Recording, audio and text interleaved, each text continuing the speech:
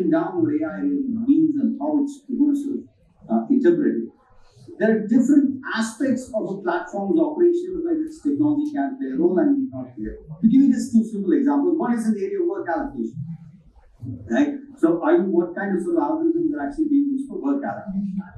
Vis-a-vis, grievance addressing, because when a worker calls in, either because it might be a simple thing saying I'm not able to locate an address, or it has to do with some payment related issues. If you go to a chatbot, it could go directly to a human in the loop, if I may say so. So the thing is that we need to actually be clear about what is it that we need. It's useful to give ourselves some clarity in terms of what is it that we mean by this term AI. And I think oftentimes it's used a little loosely.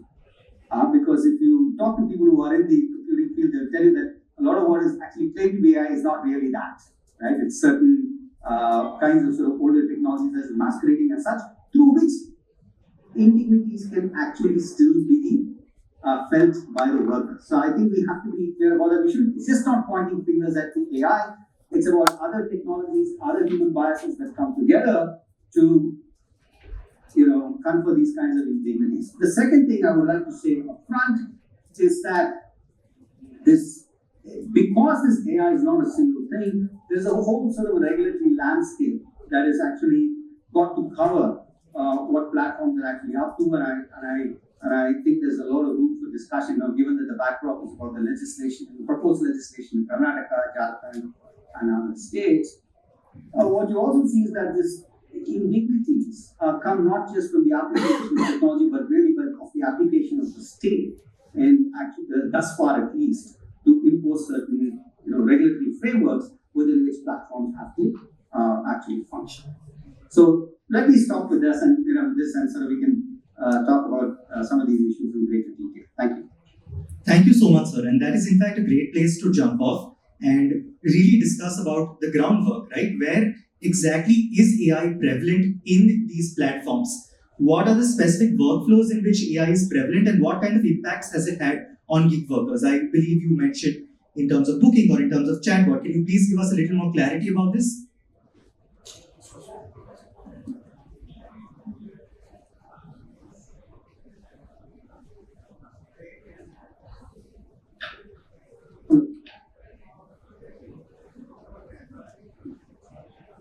Am I audible, sir?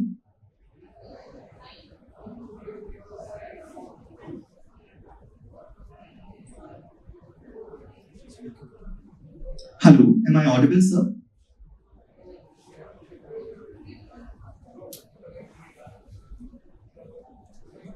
Maybe you are audible, but audio is very low.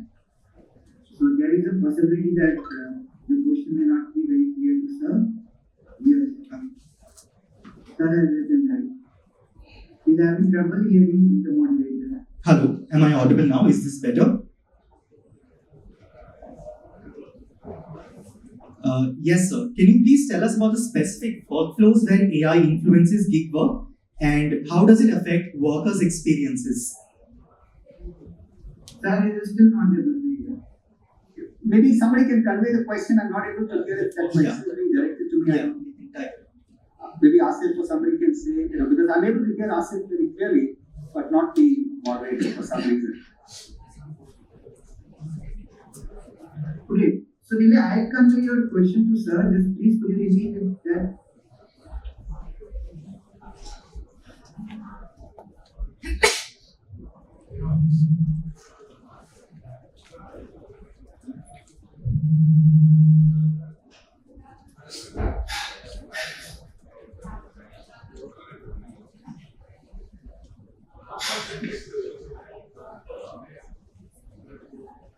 Sir is finding difficult to hear the moderator. So can the moderator please repeat this question so I can convey that to sir? Yeah, I think I've got the question which says, what are the specific workflows where AI influences workers' experiences with platform? Now let's assume. I hope I'm audible here to everybody on the other side. Yes. Yeah. Okay. Thank you so much. So I think what we're really assuming here is that we know what this AI thing is. So that's why I said we need to actually slightly deconstruct it to figure out what exactly we mean. we mean by this. And let's assume we reach some kind of a definition. We do have forms of algorithmic control that are critical in at least two areas, right? Like I mentioned earlier, one is work allocation. And I think this is extremely critical because this goes to the heart of the relationship between the worker and the platform in terms of the earnings and so on and so forth, which is a primary concern. That's one. The second, it has to do with grievance redressal. So there are so many issues that workers face during the process of their delivery that there is sometimes they're able to access the human being at the other end. Sometimes they're actually running into chatbots. Now it turns out that that in each of these situations there are sort of problematic areas that we need to think about or talk about. So in terms of, let's say in terms of work allocation, in a number of cases, especially when you use machine learning, when there's machine learning incorporated into the algorithm, so how exactly sort of the algorithm actually learns becomes a black box even to the people who actually designed it. So there are situations where we talk to workers, and I'm sure Sheikh Bhai will more than confirm, when people are about to hit, for example, incentive thresholds, they find themselves being denied work magically or almost suddenly. Or they find themselves being work being allocated to locations which they did not necessarily sign up for. Or in the case of platforms like Urban Company and so on, there are these sort of automatic accept or auto accept features that get built in, which workers are then forced to accept. Otherwise, they face penalties and backlash. Right. So you have these kinds of situations where you have algorithms pushing workers in certain directions over which they have little or no say. So that's one. Then there's this whole thing about grievance redressal. So you often have chatbots, and here it's intriguing and interesting that many of the workers have said that when it comes to things like the actual act of delivery or delivering to customers, upon location, address, etc., there is immediate help and they're told what to do, how to do things, and so on.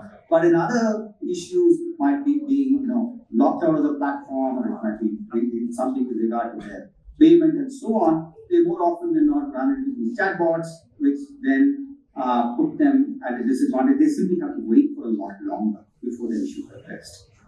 Then there are these things like even beyond this, even when you take questions of how workers' grievances are addressed, there are areas AI can actually turn be disadvantaged because, for instance, there are many points of interaction with customers where these chatbot or whether it's a digital technology or a human technology, the prevalence of technology is not enough to address some of the challenges that workers face. And I'm specifically referring to discriminatory practices that workers can face when they're often at the customer end. So this can be customer abuse, which can take on a variety of forms, right? It may have to do with caste, it may have to do with religion, it may have to do with things like wrongly claiming that items were not delivered or the tasks were not performed according to a certain degree of satisfaction and so on. So what you have is a gamut of sort of possibilities. And when we talk about the technology, there are two things that again I'd like to emphasize. One is, what is the nature of the technology? What does it do? Primarily in the area of work allocation and grievance redressal. Okay. Then the other thing is that what is it that actually gets left out? And I think that's actually even more sort of crucial to ask. When you say that, AI does this or that, or the technology does this or that, what does it not do? And for example, discriminatory practices, especially by customers, are something that are completely overlooked. And then you come back to say, how do you actually address these sorts of questions? So let me stop here, right? I don't know if I answered this, but I'm willing to sort of talk about it at greater length, once others have had a chance to, voice their point of view. Thank you so much, sir. Mr. Salahuddin, आपने AI का introduction देखा होगा, आपने देखा होगा AI के पहले कैसे होता था, अब AI के बाद कैसे हो रहा है. आप एक्सपीरियंस बता सकते हो हमें कि चेंज क्या हुआ है और बेहतर हुआ है, बुरा हुआ है. आप एवोल्यूशन बता सकते हो हमें? अगर जब आप देखेंगे बीते हुए 10 साल से जो टेक्नोलॉजी बैक टू बैक बदलते आ रही है, उसके अंदर एआई का रोल रिसेंटली लास्ट 5-6 ईयर्स से ज़्यादा इम्पैक्ट करना स्टार्ट किया। एआई आपको बालाजी साहब तो आपको बता दिए, मैं उतना ज़्यादा डीप में फिर से नहीं जाना चाह रहा हूँ। अगर जब आप आज के तारीख में देखेंगे ये इसका रोल क्या है गिग इकोनॉमी में, पूरा रीशिफ्ट हो रहा एक तरह से। दूसरा तरीके का इसमें क्या है, प्लेटफॉर्म्स जो भी एग्रीगेटर प्लेटफॉर्म्स है वो सारे प्लेटफॉर्म कंपनीज ऑटो सिस्टम पे आ गए। एग्जाम्पल एक ओला एक ऊबर गाड़ी दो अपने पास बाजू में खड़े के, you have booked the vehicle from immediately in your app, but you are seeing visually you are seeing your vehicle will be there in 1 minute in your pass, but वो आपको गाड़ी वो नहीं आ रही, कोई दूसरा आपको देख रहे होंगे 10 मिनट 5 मिनट 6 मिनट बता रहा वो गाड़ी आ रही। You know the control of the back end that depending upon the man only. Okay वो बहुत इम्पैक्ट क्रिएट कर रहा है। एल्गोरिथम जैसा अभी बालाजी साहब ने कहा, एल्गोरिथम पूरा डिजाइन जो है आज भी जो है कंपनीज के हाथ में है। वो एल्गोरिथम डिजाइन करेगा कि कंपनी किसको राइट देना है, किसको इंसेंटिव के नजदीक देना है। In the case some cases you have to nearly by incentive. अब तो इंसेंटिव का मॉडल खत्म हो गया, 2 राइट मारने पे आपका इंसेंटिव मिलेगा। You have to city outskirts, आपको सिटी के बाहर दे देगा वो राइट, और आपको सिटी से बाहर जो आपका 1 घंटे के अंदर राइट नहीं गिरेगा तो you are not eligibility from the scheme.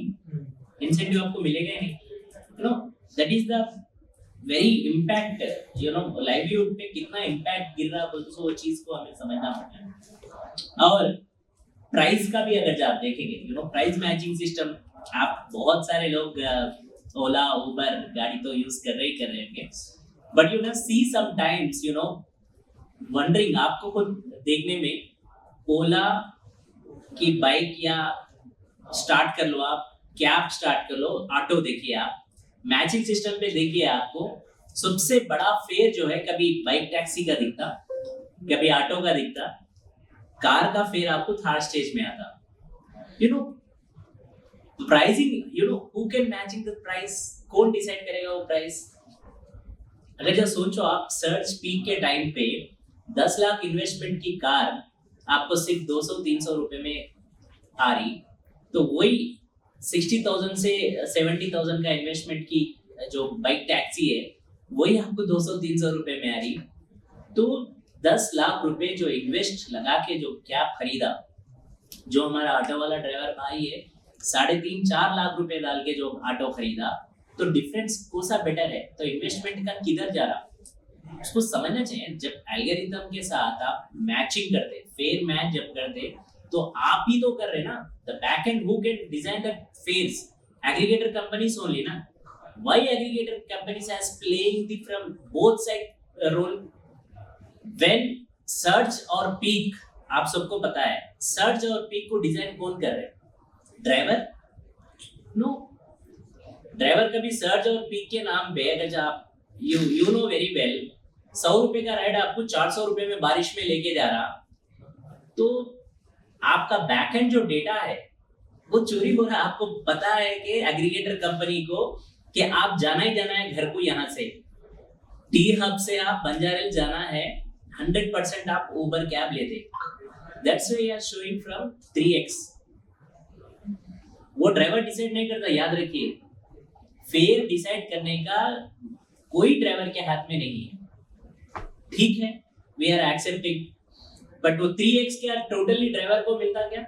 नहीं, 3x पे भी फिर 30% कमीशन कट रहा है, राइट। आपके हर राइड पे जो पैसा 30% कमीशन कट रहा था, and of the pocket losing the driver income. But simply sitting and monthly getting जो सिस्टम है एग्रीगेटर कंपनी का है, aggregator is not playing the role from the customers and drivers. जब भी कस्टमर को आफत आती या कोई परेशानी में है, उसकी जिम्मेदारी लेने के लिए तैयार नहीं है। जब ड्राइवर परेशानी में है, ड्राइवर को प्रॉब्लम है, तो ड्राइवर की परेशानी सुनने के लिए नहीं है।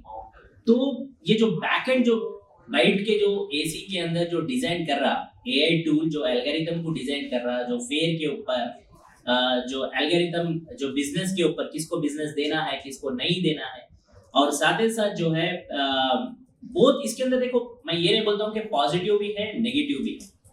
पॉजिटिव को भी मैं क्या बोल रहा हूँ, किस तरीके से पॉजिटिव, अगर जो आप रेट मैच करना चाह रहे हैं, फेयर करना चाह रहे हैं, ट्रू भी ट्रांसपेरेंसी, कस्टमर को भी ट्रांसपेरेंसी रहे, कस्टमर को दोनों को, ड्राइवर को और कस्टमर्स को जब तक ट्रांसपेरेंसी फेयर नहीं दिखेगा नहीं। बहुत सारे जगह आप देखे होंगे, when you have book the car 200 rupees, that price you are reaching that your location, drop location, that price about 300 plus. Who can the responsibility from 150 rupees? That is not a responsibility from the driver. That is the responsibility from the aggregator company. That's why we told you that policy has very clearly told why your algorithm, what is your algorithm, how to design, know it everywhere. मगर back and आप बैठ के जो है पूरा तमाशा करेंगे workers के साथ और कस्टमर्स के साथ, ये सही नहीं।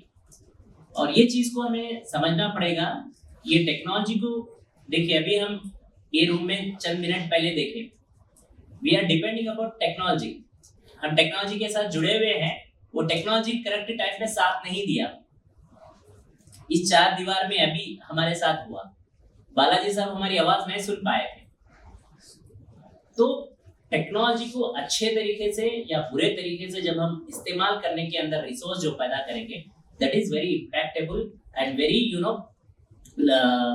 लायबिलिटी सबके लिए भी एक वो रहता। मगर अगर जो उसका कोई बाउंड्रीज नहीं है, उसके कोई गाइडलाइंस नहीं है, उसका कोई मैपिंग नहीं है, तो वो अधूरा है। Thank you so much, sir.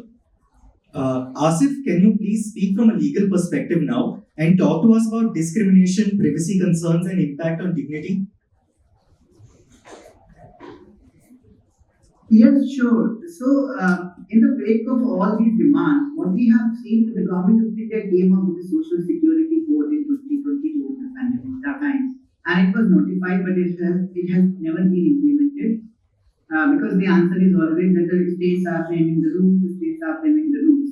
So what I really felt is that there is a lack of political will to give or extend the social security to the gig workers. What is more problematic, which is a recurrent theme in the social security code, in the Rajasthan Act, and also the Karnataka draft, is that the definition of gig worker is outside of traditional employer-employee relationship. Because what these platforms have always been saying, that these are our partners.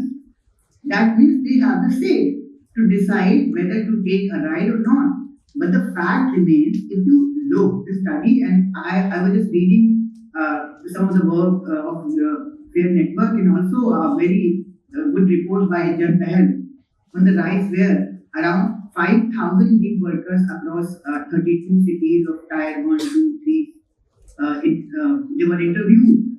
So they say that they are the very idea of gig. So what is basically a gig? It is a 1920 term which basically popularized by the jazz, the musicians. So they would take these pre-defined, fixed jobs for gigs. But what we have seen is that 85% of the people who were interviewed by this Jan Pahal report, they mentioned that they were working for more than 8 hours. And for more than 8 hours, so this is not a gig, it's a regular work that has been, and out of 85%, 21% of the people said that they work beyond 12 hours. There is no fixed minimum pay for these people also. So this idea that they are the partners is very, very disturbing, because see, the gig workers should have freedom to accept or reject a proposal or without that consequences. But this is not happening in the case here in India.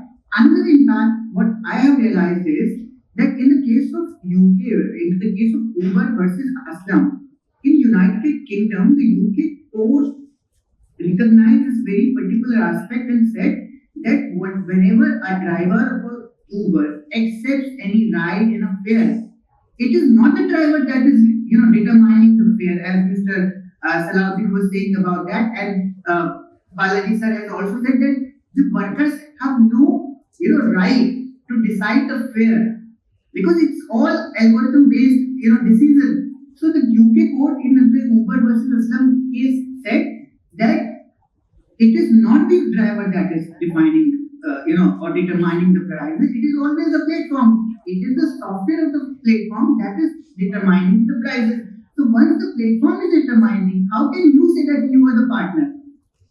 You are not the partner. It is a binary relation of employee and employers. So this is another important aspect. Another major drawback of these legislations are that there is no provision related to the privacy and surveillance related issues, which a lot of gig workers have been speaking. Some of the people have said that they feel that they don't have dignity because they are constantly being monitored by these platforms.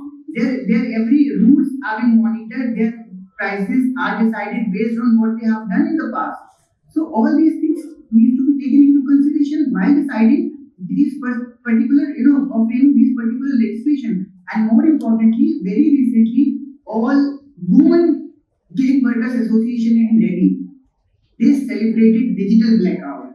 They protested against the indiscriminatory practices by these platforms because a lot of women say that our job has been decided. A lot of women actually working in urban pro apps, and most of them are working as beauticians or masseurs. They said that our job is dependent on the rating. So if our rating goes down 4.5, then we are kicked out from the platform. How can you say that they are the partners when they don't have the autonomy to decide whether to work or not to work?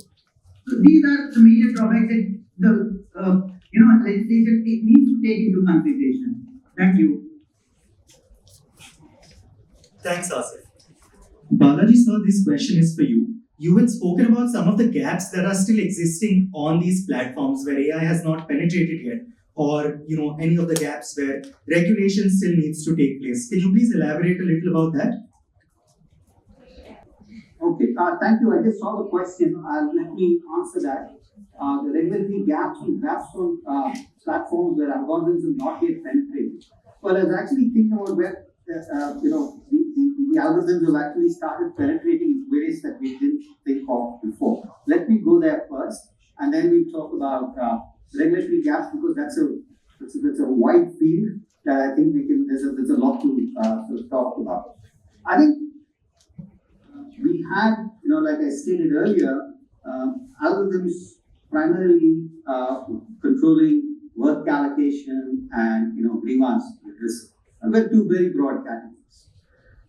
But even in sort of with implications for pay and so on. But like Sheikh was saying, certain things are now it's all sort of water under the bridge. Things like incentives, many of these platforms have sort of cut out. But I think what's happening, and very in a very disturbing sort of way, is the way there is this sort of algorithmic control, gradually taking over the control of time, worker time. So this started about 2.5 years ago. I don't remember exactly when, but certainly I think in 2022, when Zomato introduced this system called gigs, where workers had to sign up to 4 days in advance for time slots. And then, there were these different categories, I think it's called bronze and gold and whatever, different colors. And you got assigned to one of these statuses depending on the, how frequently you delivered, how well you delivered, the value you delivered, and the time that you worked, etc. So that in turn was converted into some kind of a status, which then required you, or they would say allowed you to book your time slot. So those who are in the highest status can book 4 days in advance, 3 days in advance, 2 days in advance, and a day in advance.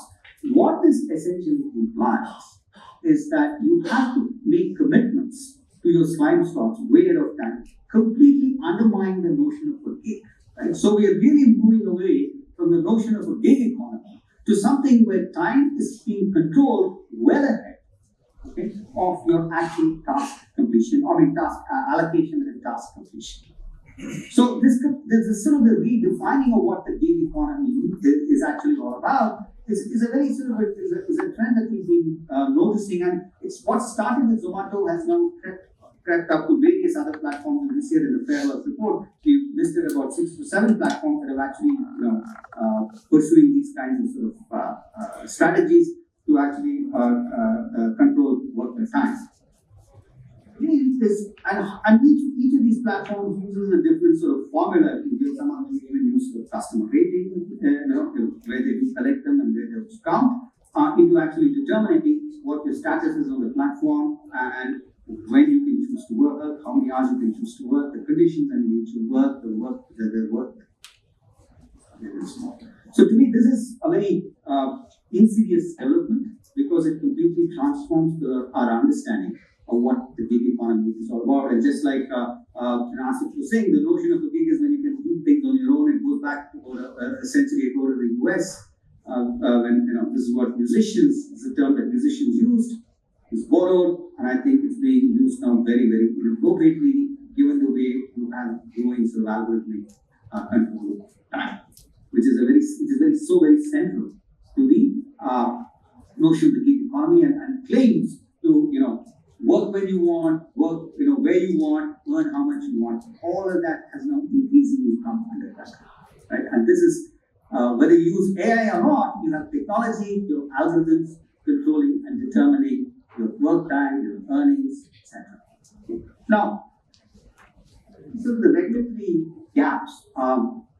A lot of the discussion has actually focused largely in this country whether it's from the government side or from the platforms, on providing social welfare benefits. Fine, that's great.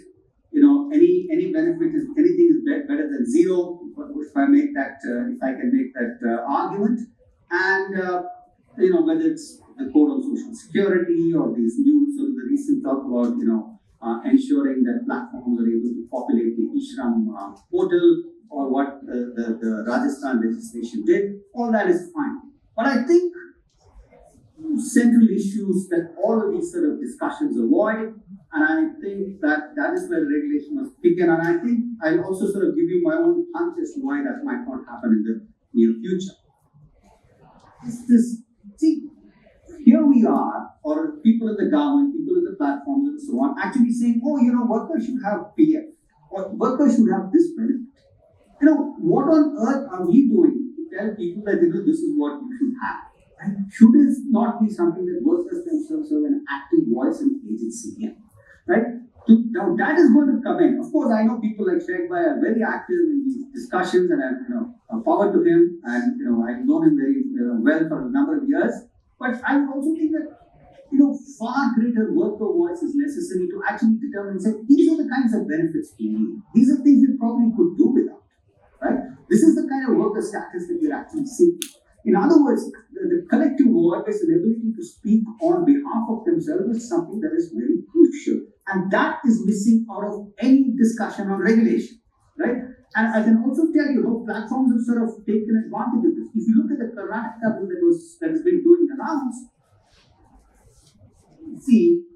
is that there was a lot of pushback against the legislation, and the pushback came from NASCOM and the Internet and Mobile Operators Association, IAMAI. Now, if you look at the membership of NASCOM and IAMAI, you'll see more than half a dozen of these the major platforms are all members. In other words, platforms are saying it's okay for us to have collective representation and a voice of the government, but as far as when it comes to workers, that's not permissible for them. Why? Because when workers bargain collectively, it becomes political. Somehow, the NASCOM voicing its objections to the Karnataka bill is not political. The whole sort of the debate, right, is very skewed. So that's one gap. The second, I think, has to definitely, the other thing that is related to, as far as I'm concerned, is that the whole question of the wage that workers must be guaranteed when they work for a certain time is completely off the table, right?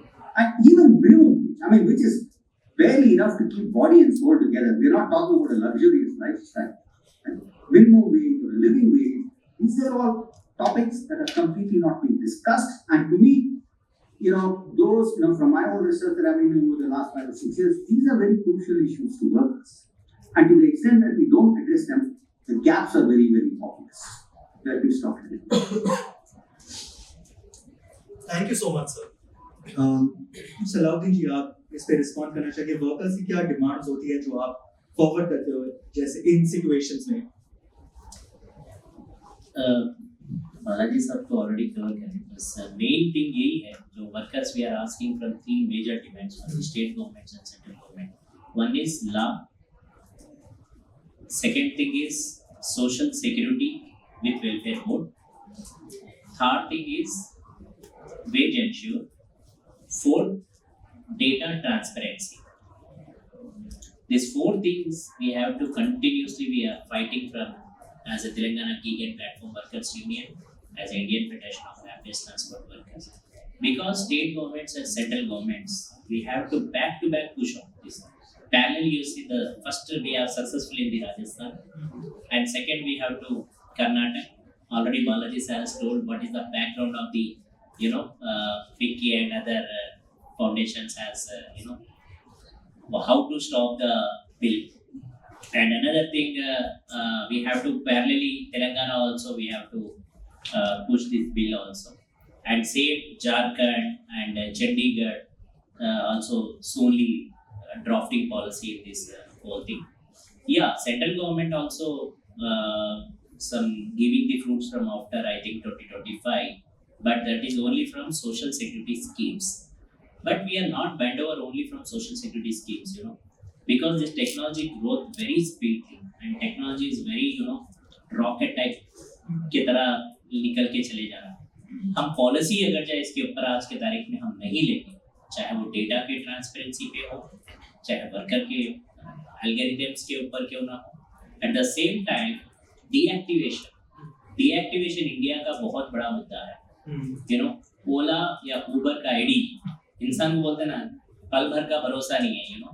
Same thing, अभी मैं ID मेरा active है, मेरा right next गिरे तक मेरी ID active रहती है डीएक्टिव रहती नहीं मालूम.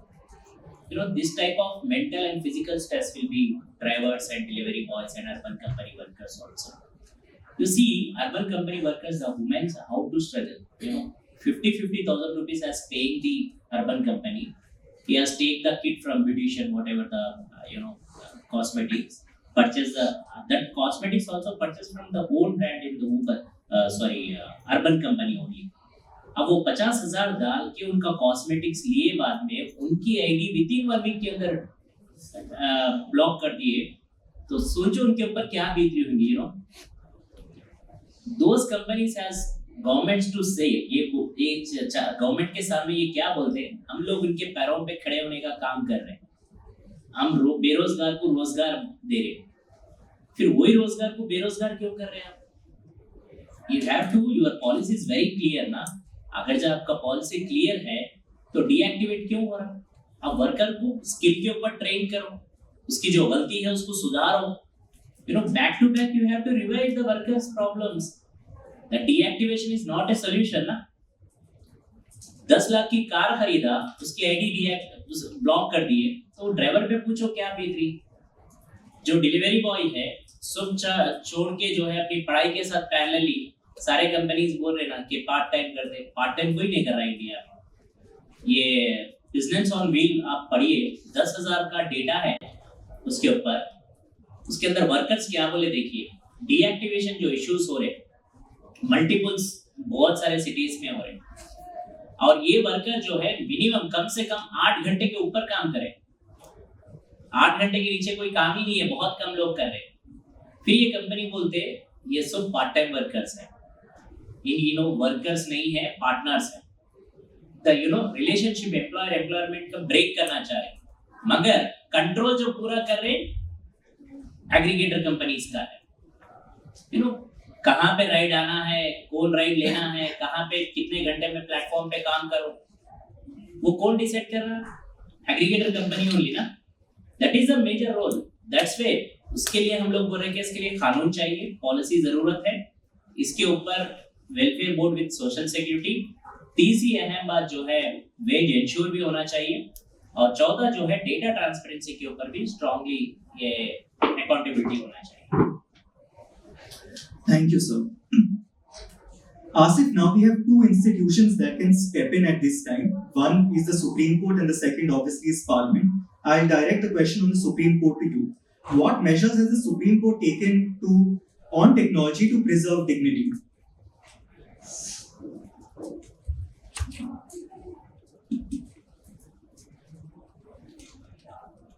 I think you're on mute, Asif. Oh, sorry. So I was saying that I will begin with the Supreme Court's landmark judgment in case Kutuswamy versus Union of India, in which Supreme Court declared right to privacy as a fundamental right. But that judgment is something that everybody needs to read. It's not just about the discussion of privacy. It's also about how the technocrats, how the big tech giants monitors the behavior of people whose data they possess. Justice Sanjay Kishan Kaul's opinion in that particular judgment is something that needs to be studied because he has taken the entire technology aspect into consideration. And there at paragraph 19, he notes that knowledge about the person gives control over that.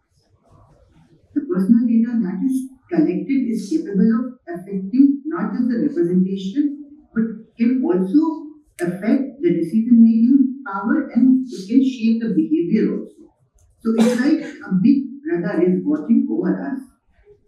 The problem here is in these platforms, especially the gig workers' data is with the big giants, with Uber or other aggregators. And the way their algorithms are working is basically monitoring their behavior. And a lot of time what is happening is that it's acting as a digital poorhouse. So Virginia Eubank is an American professor who wrote a book called Automatic Inequality. There she cited examples of how this technological advancement, when they are implemented on the people from the marginalized section of society, affect because it is always the poor who faces the brunt of technological experiments, right?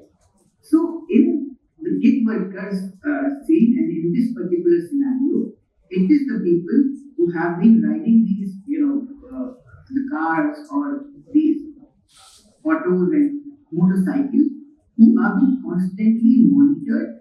And there is this particular term which Balaji sir would agree with me because Fair Work has used it. Is a digital Taylorism. That means you have designed your rules in a manner that they need to abide by. So I initially when I started, I said I gave the example of a route, particular route. So when I book a Uber ride or I book a Rapido ride, and if I ask the driver to take particular route which I am familiar with and can take me to my destination in a reasonable time, that driver refuses. And he says that if he takes that route, there is a chance, there are high probabilities that the platform may penalize him and it start giving a source messages also. So the way you tailor these the rules and these things are very problematic. Therefore, it becomes very important because again the dignity and the rights of individuals are subject to the algorithms probabilities, and therefore the constitutional guarantees. Therefore, Justice D.Y. Chandrachud, our former Chief Justice, in his Aadhaar dissent has clearly laid down this, that the rights of the people cannot be left to the vicissitudes of the technology. You cannot decide, you cannot abrogate their rights, you cannot abridge their rights. So as and when these rules are to be decided, the platform aggregators, if they are devising some rules, it is the rider, it is the gig worker who must be aware of every single thing so that he doesn't feel discriminated. His data must be within his power. There's an idea of informed consent, but I'm very much sure that Salahuddin Bhai is there. When I met for the first time with him, he narrated a story of a gig worker who visited Tirupati Balaji Mandir and he shaved his head there. When he returned to Hyderabad, his app denied recognizing him and he was locked out. So these technological errors have denied him his dignified life, seized his account, denied him his money. So that's why the Supreme Court of India time and again have said not just about the dignity of human life, but also about that technology should not become a hurdle in a dignified, in a practice of dignified human life. Thank you. I'll stop there. Thank you so much, Asif. We have one last question before we pause for audience interaction. This one is from Mr. Balaji. What regulatory measures could address AI-related challenges in gig work?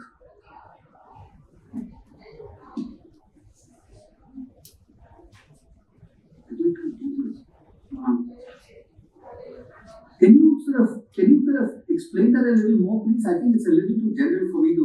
Can you be a little more specific with that question?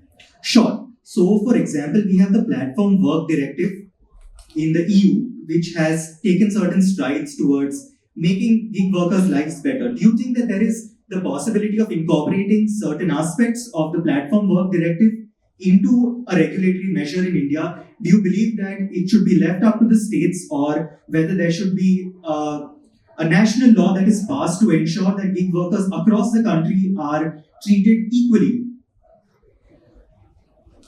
I think this is probably, something that there's a larger constitutional question here, which I'm not a lawyer, I'm not even sort of trained to address that bit about the something that, the extent to which, something that's in the concurrent list of the Constitution, the extent to which it should be done, decided upon at the central level and at the state level. But I would definitely say that, if this is, we do need a set of national guidelines, and I still strongly think that the states must be allowed to actually tailor it, because in the case of fair work, we've been doing our fieldwork in about 4 states, Kerala, Karnataka, Delhi, and Tamil Nadu. We do see differences in the way platforms operate, right, for a variety of reasons. Some very clearly pertaining to local conditions. So I do think some of these must be left to be.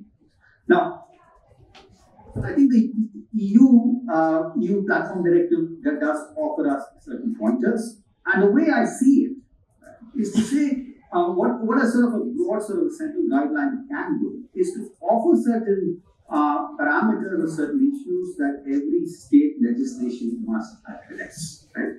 So, for example, of collective bargaining. Okay. Now, whether in some states, for example, you have councils in different states which actually determine particular, the relationship or the set of relationships in the industry. For example, in the case of Tamil Nadu, or you have in the case of Rajasthan, they borrowed from the Marketari Act in Maharashtra. So, how different states actually approach this question is something that should probably best left to local decision makers, right? Because the relationship between labor and capital and the state in each of these states will vary. But I think there are certain things, like I said, we need for collective bargaining, then we need to lay down a certain minimum wage, right? That workers must be given, the need for certain kinds of contractual elements that must actually go in to these contracts, because quite often these contracts are very vague, workers don't understand them, they're written in language that I don't understand, and we've been pushing some of these platforms to simplify what they have in place, right?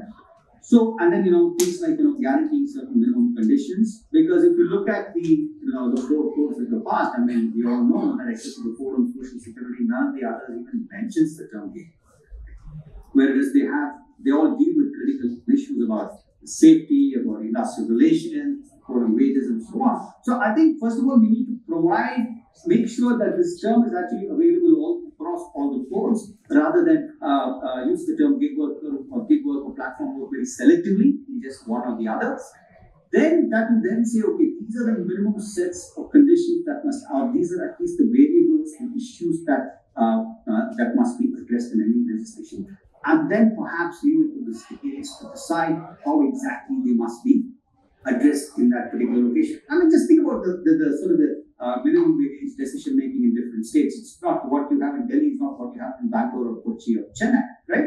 And even within states, you have different zones because of based on sort of cost of living and so on and so forth. So, but the thing is, we have to agree that this is something that must be critical and that all states must actually take a step or a stand on this matter.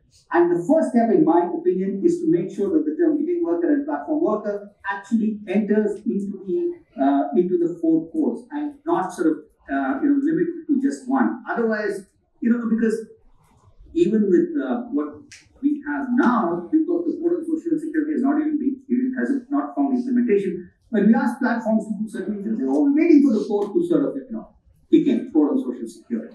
And you talk about wages or other things, it's not even mentioned in the law. I mean, we are just working as partners with these individual workers. So essentially, like I used the term earlier, you have the application of the state, but then the states at the central level must be able to do certain things, set the parameters within which individual states must actually take their own decisions. I'll stop. Thank you so much, sir. If there are any questions from the audience, I believe we have 10 minutes. Yeah. Is there anything that people would like to discuss or ask?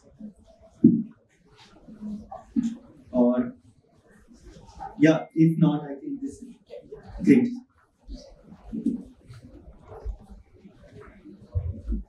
So I just have a question on, there was talk of people being picked up for rights segregated on the basis of caste also. So can Salahuddin or anybody else here answer that, please? So do we have any real-time data for it, and what has been done about it? Yeah, actually, one report has mentioned, but that is not in public domain. But BC community and SC and ST community should be very, above 60% workforce in this Telangana and Hyderabad, and we have to find out what is the other communities also the role and what is the gaps and each community also. But SC, ST, BC and minorities. Now we have to start at government of Telangana also started the survey. In that survey we have to clearly mention with gig and platform workers like Ola, Uber and Swiggy, Zomato also involved in that columns. We have to find out that community plus workforce is parallelly from the record of the government. उसके बाद में उसको schemes पे कैसा लाया जाता, government के data में कैसा लाया जाता, वो उसके ऊपर काम चल रहा. अब जो सर्वे निकल के आया उसमें तो एटलीस्ट ओला, उबर और स्विगी, जोमेटो जितने भी ऐप आधारित काम करते हैं उसके अंदर उस सर्वे में मेंशन किया गया. तो फ्रूटफुल देखना पड़ेगा कि अभी ये फिगर्स कितना सामने आके कम्युनिटीज के अंदर लेके आ सकते हैं. Government of Telangana also said this data should be openly in public domain also. Let's see.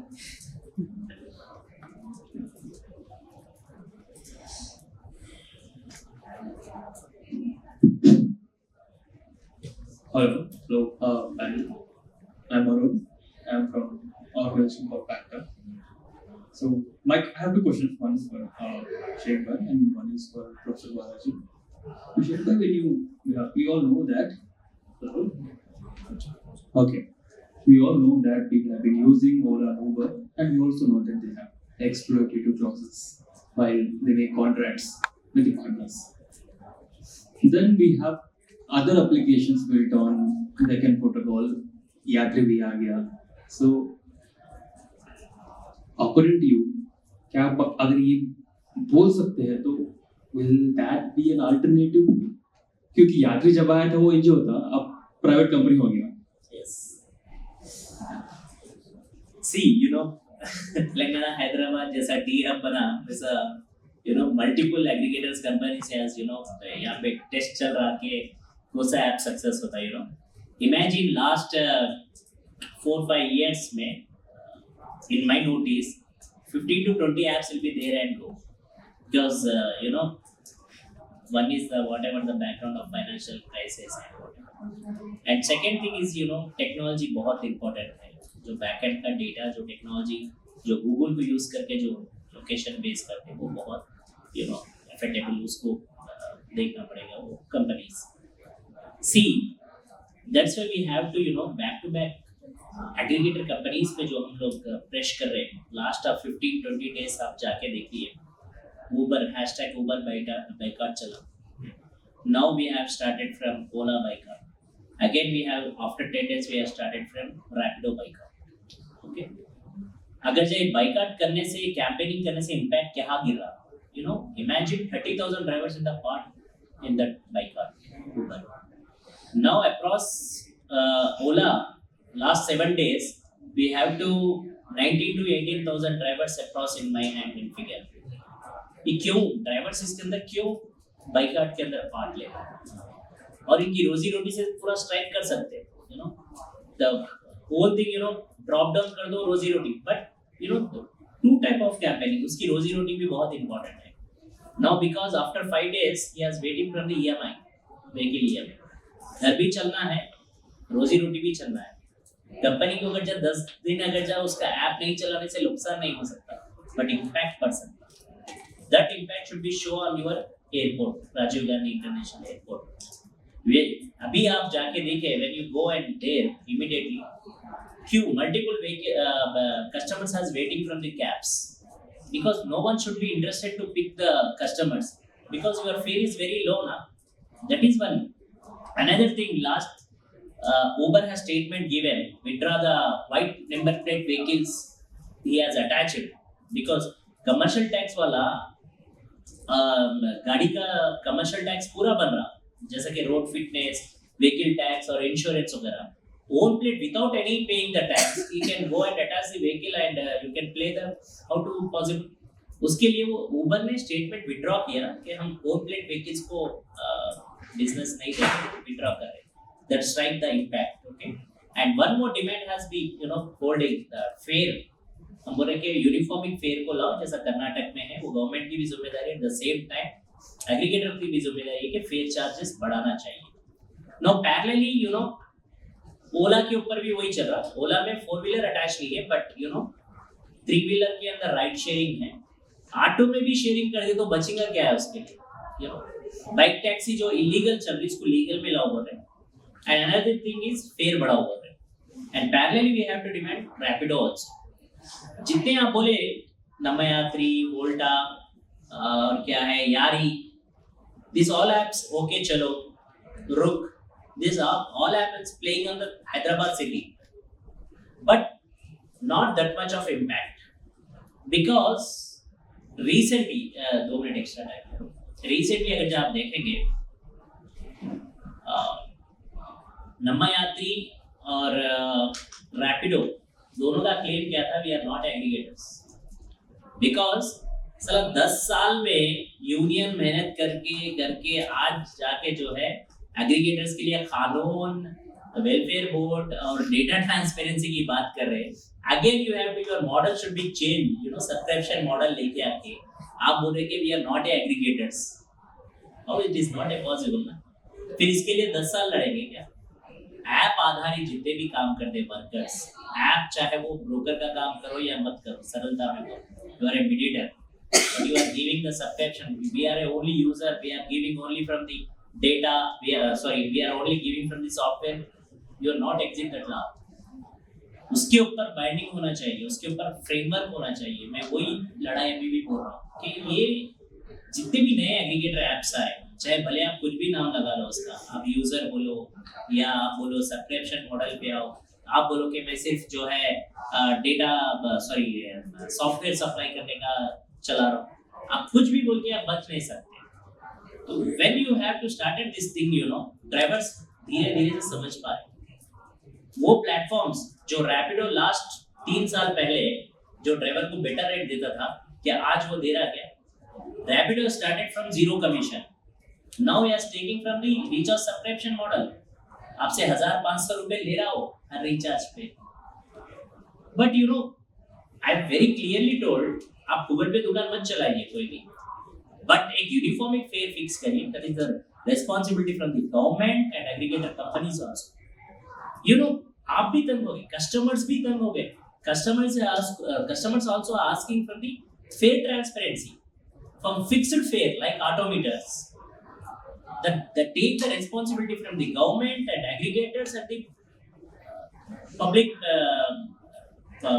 persons.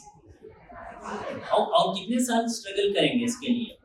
Rate आपका फेयर मैच नहीं हो रहा, सर्च पे पीक पे अगर आपको 100 रुपए का राइड 200 रुपए में दिया जा रहा, वो राइड से ना ड्राइवर खुश है ना कस्टमर खुश है, तो फायदा किसका होगा? That is my question. And again, not only that, data also not transparency. Like you can Swiggy and Zomato, आपसे कोविड में जितना डेटा था उतना डेटा ले लिया, आज उसके वेयर हाउसेस, इंस्टामार्ट सब खोल लिया। एंड ऑफ द टाइम नुकसान किसका किया? वो जो छोटे छोटे दुकानदार थे, जो उनके छोटे छोटे होटल्स और रेस्टोरेंट थे, आज उन पे मार पड़ी। उसकी रोजी रोटी कहाँ पे चलेगी? सिस्टम और टेक्नोलॉजी के साथ जो है आप जो काम करो, मगर एक पेट मारने का काम मत करो। You have to total revenue burn, that is not your right, but you can take the data from the customers totally without any acceptancy.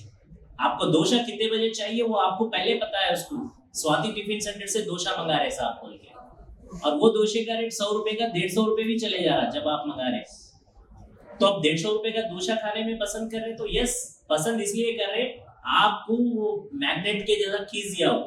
Every day you go and 10% offer, 20% offer, 10 minute में अगर आपको delivery नहीं हुई 20% offer, वो 20% का जो पैसा है चलो निकालो डिलीवरी बॉय के जेब से। कस्टमर पे नहीं कर रहा, कंपनी पे नहीं कर रहा, डिले होने पे वो पे कौन कर रहा? डिलीवरी बॉय कर रहा। एक राइड पे, एक पार्सल पे 18 रुपए 15 रुपए बस से, सो डिलीवरी बॉय पे आप वो 20 रुपए का डिस्काउंट निकाल के इस पे लगाएंगे, उसकी आमदनी क्या बच रही सर वो राइड पे? जीरो। वो नहीं होना बोलो मैं, बहुत सारे कंपनीज आना चाहिए। This is the opportunity, well opportunity, we are really welcome, but transparency आओ, फेयर पे ट्रांसपेरेंसी आओ, रूल्स एंड रेगुलेशंस पे ट्रांसपेरेंसी रखो, and government also accountability, and company also accountability. Thank you so much. Do we have time for one more question over time?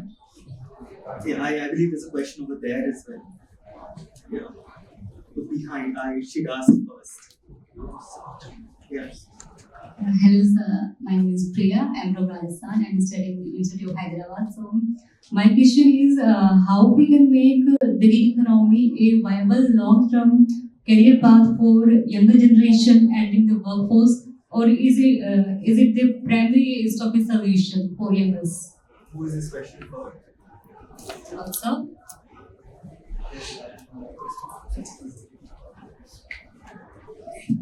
We have to back we have tried from state governments and central government also. At the same time, aggregator companies also. We are fight with tripartite fight, because all delivery boys and drivers and urban company workers are struggling from last 10 years. Okay. But we are vision or vision 2 things is very clear. जब तक कानून और हमारा हक नहीं लेंगे हम लड़ते जाएंगे, number 1. Number 2, we have to immediately solution should be there in our hands. Campaignings, आंदोलन, and एग्रीगेटर्स कंपनीज को जो है सरकार के सामने खड़े करने के लिए, like we are using from first PIL we have to file the Supreme Court. Indian Federation of App Based Transport Workers has the file the Supreme Court file like Ola, Uber, Swiggy, Zomato and government of India. That is parallelly has workout, कहीं पे छोड़ेंगे नहीं, पीछे बढ़ते जाएंगे जब तक हक मिलेगा. Yeah, I just wanted to ask, the gig workers, to what extent are they aware of their law entitlements and what, the union is doing? I mean, because I'm from University of Hyderabad, so I remember an instance when Zomato delivery guy was beaten up, was hit by the security guards, and he was really helpless. He didn't know what to do. So, what should, till what extent they are aware of the rights or the law that, what should they do? The first step. Safety and security is very important, each and every gig workers, because nowadays not only that Swiggy delivery boy, you have to facing the multiple problems, like lift is not operated the delivery boy, and you cannot come to the drop location. because all the customers has two type of locations. One is present location and one is current location. Present location and current location is different two things. Current location where you have to immediately you are receiving the delivery, that is current location. Present location where you have to nearly line for. But that delivery boy is facing the problem, and again time पे delivery नहीं मिलेगा तो आते इस time पे उसको बीर का bottle भी लाने के लिए बोलेगा, सिगरेट भी लाने के लिए बोलेगा। This type of threatenings drivers and delivery boys. Drivers के लिए अगर आप देखेंगे पहले नहीं था इतना ज़्यादा, मगर एक सिस्टम अगर जो आप ड्राइवर के हक में देखेंगे, उसको मार के सिटी के आउटस्कर्ट्स पे लेके जाके उससे कार खींच ली जाएगी। द ट्रैकिंग सिस्टम जो भी है गवर्नमेंट है Telangana, not only Telangana government, other states में भी ये प्रॉब्लम है। दिल्ली जैसे सिटी के अंदर बीचों बीच रात में दारू की बोतल फोड़ के लड़की के ऊपर जो वुमेन ड्राइवर है उसको रख के 6 चरपटे लगे, इमेजिन। तो फिर भी आज वो लड़ाई लड़ रही है। Uber is not taking the responsibility and government also panic button was not to aware। उसका फायदा क्या है?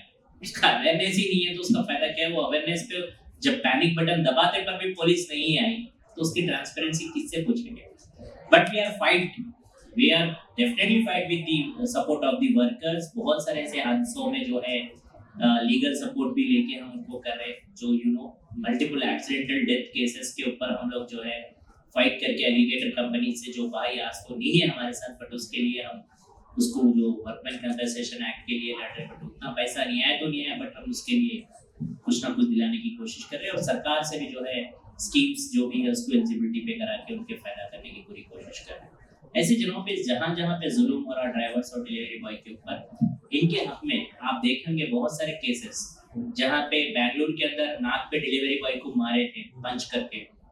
वो इंसिडेंट में भी आज भी जो है हम लोग ने कोर्ट का खटखटा लगाया।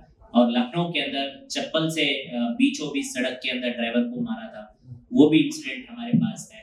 उसके बाद हैदराबाद जैसे इंसिडेंट में भी 2 जगह डिलीवरी बॉयज के साथ हुआ था, वो भी इंसिडेंट्स हो। इस सारे चीज़ को जो है हम लोग रिकॉर्ड में रखते हुए इसको बेटर क्या कर सकते हैं, इसके अंदर पॉलिसी में भी, सोशल सिक्योरिटी भी, not only that we have to parallelly with कैसा हम इनको सिक्योरिटी दे सकते हैं, इनकी जॉब सिक्योरिटी के साथ इनको भी सिक्योरिटी कैसा कर सकते हैं, वो भी पैरेलली काम चल रहा है। I think that's all the time we have. I would like to thank all the panelists. I'm so grateful, Professor Balaji, Asif and Mr. Salahuddin. Thank you so much for being a part of this conversation. And I hope it was as illuminating for the rest of you as it was for me. Thank you so much. Thank you all for joining the session.